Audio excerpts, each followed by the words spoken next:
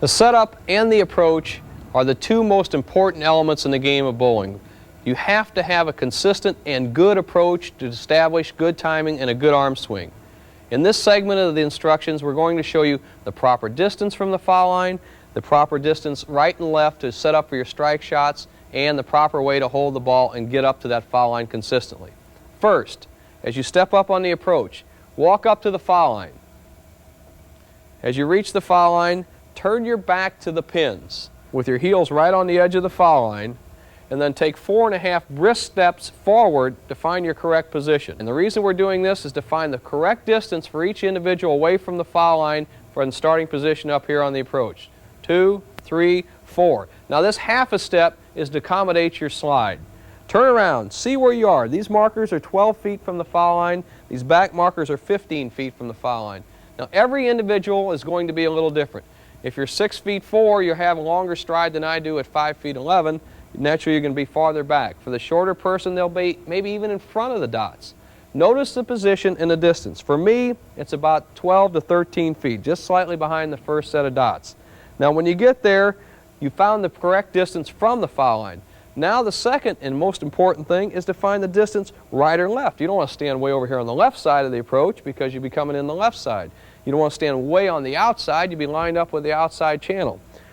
I recommend to start for every starting shot on a strike ball until you find your correct position for your strikes on the lane is to put your left foot on the center dot. Now you're lined up with your right shoulder right over the second arrow. That's our recommended starting point for every strike ball. Okay, now you have your position laterally on the approach and the distance properly away from the foul line.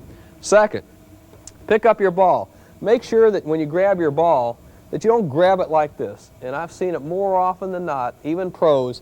They grab their ball, they're not looking, they're talking to a friend, up comes another ball, and out goes a finger. Especially the little kids. If you have little kids you're teaching or watching the bowl, watch it. When two 16-pound balls hit together, I've seen just broken fingers, literally broken fingers. So put your hands on the side of the ball, lifting it up in the rack.